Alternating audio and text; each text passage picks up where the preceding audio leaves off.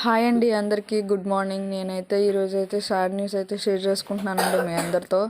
ఏం లేదండి, మా హస్బెండ్ డైట్ ఎక్కడో పడిపోయి ఉందని చెప్పేసి జాలిపడి మా హస్బెండ్ అది చిలకనైతే తీసుకొచ్చాడు.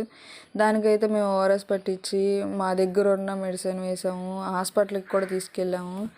మా వంతు అది తినే ఫుడ్డే పెడదామని చెప్పేసి పెట్టాము, కానీ ఏది తీసుకోలేదు. ఓఆర్ఎస్ అయినా సరే దాన్ని బలవంతంగా పట్టించి ఒక డ్రాపర్, చిన్న పిల్లకి పోసిన డ్రాపర్తో పోస్తే తప్ప అది ఏదో అలలా తీసుకునింది. 3 జాంకాయ అని, పుచ్చకాయ అని, జొన్నలని, దానికి ఏదైతే తింటుందో అయ్యే పెట్టాను, కానీ ఫుడ్ అయితే ఏది తీసుకోలేదండి. ఓఆర్ఎస్ అయితే బలవంతంగా మేము ఇస్తేనే తీసుకుంది. పాపం మా పిల్ల అయితే చాలా అంటే చాలా నిన్నటి చనిపోయింది తెలిసిన కాండి ఏడుస్తూనే ఉండింది. మా అబ్బాయి కూడా. దాన్ని నేను ఇంకా ఏం చెప్పాలో తెలియక ఇంకోటి తెచ్చుకుందాంలే అమ్మ అని ఆ అమ్మాయిని ఓదార్చాను. ఎవరోనండి తెలుసో తెలియక ఇలాంటి పనులు ఎందుకు చేస్తారో తెలియదండి.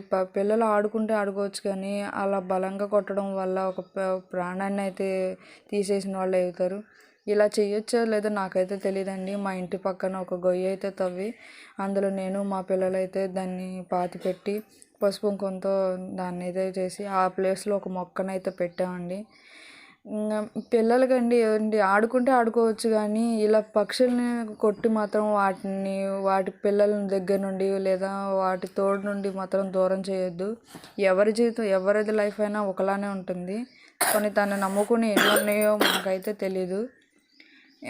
మీరు ఒక్కటే అండి, నేనైతే ఈ విషయం చాలా అంటే చాలా బాధపడుతున్నాం, మా పిల్లలు కానీ మేము కానీ. ఇంకా ఎంతకంటే మీ దగ్గర షేర్ చేసుకునేది ఒకటి, ఆడుకోండి పిల్లలు, కానీ రాళ్ళు పెట్టి బర్డ్స్ని మనం ఇంట్లో పెంచుకున్నప్పుడు ఎంత జాగ్రత్తగా అయితే ఉంటామో బయట ఉన్న పక్షులను కూడా మనం అలాగే చూసుకోవాలి. ఇదైతే చాలా అంటే పాపం 3 రోజులు చాలా బాధపడింది. దాని రెక్కే విరిగిపోయింది, ఒక గుంటలాగా పడి.